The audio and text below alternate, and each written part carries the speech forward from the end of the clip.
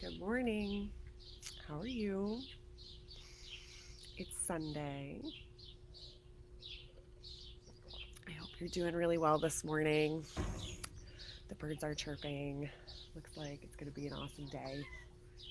Because every day is an awesome day. Because we make it an awesome day, right? I want to talk to you about core values and how really sitting down and figuring out what your core values are, how that's going to help you find your ideal clients in the future and really align yourself with the things that matter in your business and your life. So, um, and I've talked to you guys a little bit about my core values before, but I'll read them off here again. Okay, number one, these aren't necessarily in order of importance, but that's okay. Living an inspired life.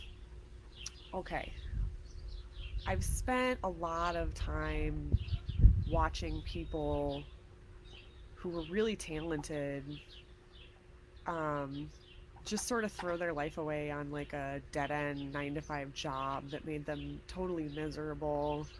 Um, like, I don't know, my parents right now are sort of in this place in their life where they're almost retirement age and they've had the same jobs for their whole life, not necessarily at the same company, but the same job. And they make decent money, but they're really not happy and they're really not ready for retirement because even though it was enough money, it wasn't really that enough money to set them up well for the future. Um, Living an inspired life, what this means to me is that you are taking actions each day to build yourself into the person that you ideally want to be, and that you're doing the things that you love. Life is really, really short. You can't just be hanging out, floating through life, not taking that vacation, not making your dream art, not getting your dream show, not surrounding yourself with the people you want to surround yourself with, not doing those things that are really making your soul sing. Because, guys, no matter what you believe, whether you think we get one shot or maybe you believe in reincarnation or whatever you believe in, this one, this life is important and it is not to be wasted on, just grinding out some job and, going home and binging Netflix. Not that any of us do that, but you know what I'm saying. So living an inspired life to me is very important. Now, that's not to say that I'm just gonna not talk to anybody who doesn't follow their life's dream, but these are the types of people that I really try to surround myself with, and I try to convey that message of like, hey, look at how I'm doing this. Like, you can do this too. And you can do that. You can talk to people about this in a nurturing way so that maybe they also can realize that they can follow their dreams and that they can um, really sort of stop wasting their life. So that's one of my core values. Okay, the next one here, family time. So I have a huge family. Most of them are in Buffalo, New York. Some of them are in Connecticut. Some of them are in North Carolina. And then now I have my family here in Colorado. Okay, so I grew up in a large, very tight knit family where if somebody needed help with anything at all, the whole family showed up. Whether that was somebody needed money, somebody needed help moving, somebody was sick, any number of things. It was just very tight knit. Um, like we have a family choir, things like that. And it's both sides of my family too. My dad's family is the same, it's much smaller, but it's very tight knit. So family time is very, very important to me. And When I moved out here to Colorado, I really didn't have any family, really didn't have any friends, so it's become very important for me to concentrate on my husband and my daughter and my dog and making sure that my little tiny family is very tight knit. Um, so, family is extremely important to me. I seek out other people who also value their family. Like if I hear somebody talking bad about their mom, I'm probably really not going to spend a bunch of time with them. I mean, maybe she is a rotten terrible person, in which case okay, fine, but I don't have that experience. So it's just going to be harder for me to connect with that person. Um, I don't really like people putting each other down as far as their family is concerned. Even if you don't love every member of your family, either address it with your family so that maybe you can heal that relationship, or, um, you know, don't mention it. Put it to rest, basically. Don't let it take up real estate in your head and muck up all your feelings and stuff. So family time and having a tight knit family is extremely important to me. I'm raising my child to have that same value. I think that if more people had um, a tight knit family, then I think that the world would honestly be a better place if everybody in the family was helping each other instead of putting each other down. Making art that speaks. Okay, so here's a funny thing.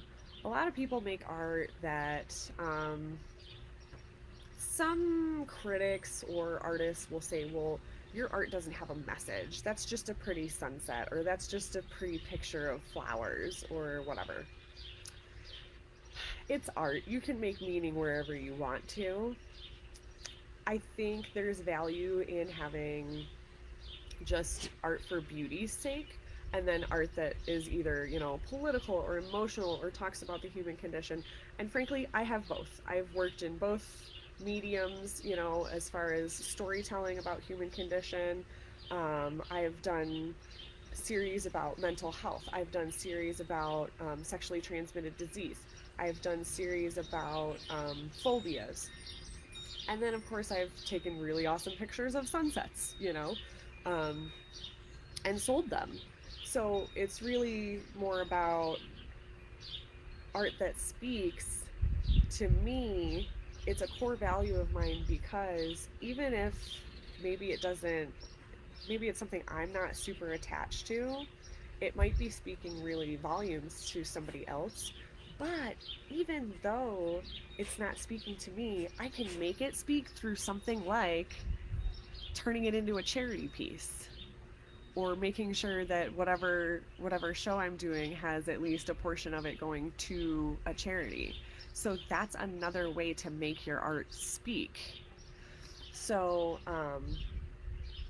this is a core value of mine, and this is something that I encourage the people around me to do all the time. Somebody might say, well, I'm not an artist. Guess what? If you pick up a paintbrush, I bet you might come up with something that really doesn't suck that bad. And if you did that once a month, you went to a paint and drink party, you know, you would probably improve your paint skills and you would have fun doing it, even if it wasn't your life's passion. Art is good for the head, it's good for the heart, and I think that more people should just sort of try it and not worry about whether or not they think they suck at it. Um, these next two are really, really big for me. Honesty in relationships.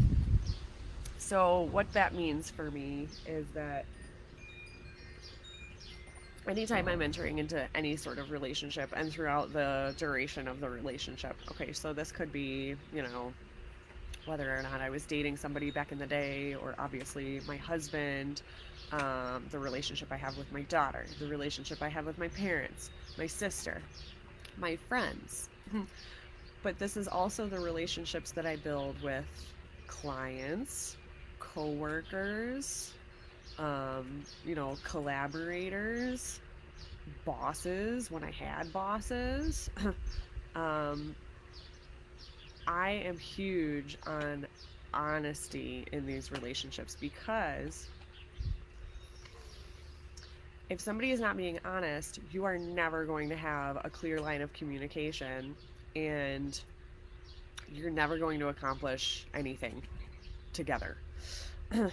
A relationship is there so that each of you can help the other one. And if someone isn't being honest somewhere in the relationship, then the relationship is lacking. It's certainly lacking in whatever potential it could have. So, this is a big one for me. If I'm very honest with you guys. I express vulnerability with you guys because that's who I am. I'm not here to put up walls and hide things. I'm hoping that you're being very honest with me, because if you're not, then we're not going to be able to break down barriers. This goes for anything and everything. If I'm trying to collaborate with somebody on an art project, okay, I need to know all of the things, okay? I can't only know some of the things, because then how am I going to accomplish a goal um, together? That's not going to work. How about when you're doing a commission? I don't do commissions, okay? But I know that a lot of artists do commissions. If the client isn't being totally honest about what they want, maybe because they're just having trouble articulating it, or you're not being totally honest about what you can do, or on what timeline, or how much it's really going to cost, something along those lines, you're never going to have a successful relationship with that client, because it will have been built on some non-honest statements, and no one's going to be happy. No one's going to be happy by the end of it. You're going to get a bad review, or you're not going to get your money, or in general, you're just going to have crappy feelings, and your client's going to have crappy feelings about you. So, honesty above all, up front. If it's going to take you 3 months, tell them it's going to take you 3.5 months, because you don't want to. You can deliver early, but you can't deliver late. Or if you run into an issue and you're like, oh man, this is just taking way longer, just call them up and tell them that. Like, it's not that hard. Um, the next one here is work ethic. Okay, so I am from the northeast part of the United States. And if any of you know anything about it, it's a really fast paced environment all the time. Like, think New York City, just all the time. Everybody's buzzing around, and we get things done. Done, done, done, done, done. So when I entered, the working environment, you get your first job, and your boss is constantly going, hey, is this done yet? Is this done yet? Come on, we got to get this done. Why are you going so slow? So that's how I was raised. Somebody tells you to do something, you get it done. There's a job to do, you get it done. I don't mean tomorrow, I mean right now. So, I moved to Colorado, and I was like, what is going on out here? All these people are so slow at everything that they do. Um, like, why can't they move faster? Why can't they just get this done? But it's just a different environment. They weren't raised that way. So, work ethic to me is super important. Hard work is what's going to get you there. Perseverance is what's going to get you there. Get the job done. Keep going until the job is done. Okay, now how does this relate to your ideal clients? Okay, so how do we seek these people out? Well, it's pretty apparent right from the get-go what when you meet somebody, like, what they stand for. So, you know, throughout your dealings with somebody, when you're meeting somebody, kind of roll it through your head and say, okay, do they meet these 4 or 5 core values that I have? And if one or two of them are missing, are they the really big ones or are they the not so bad to deal with ones? So, you know, when you're choosing somebody to work with or you're choosing a new friend, yeah, it takes a little while to get to know these people, but if you keep these core values in your head, you are going to be able to quickly recognize whether or not this working relationship or this new friendship or this new boyfriend or girlfriend or husband or wife is going to really meet those needs for you, or if you can meet their needs. Um, so please keep all of that in mind in, again, all of your dealings, all of your life adventures, all of your business ventures. These core values that you come up with for yourself are really, really important to recognize and to come back to each day when you're journaling and whatnot. So this is a good journaling exercise, guys. Think about all of the things that are really important to you and break them down into a core value. Just, you know, one or two words that's like, oh, yeah, that's me. That's who I am. That's what's important to me. So I hope you guys are doing really good. I hope this is helpful. I'm going to be going on vacation in a couple of days, but I'll still be around. So, you know, message me, post in here, whatever you need to do. That's fine.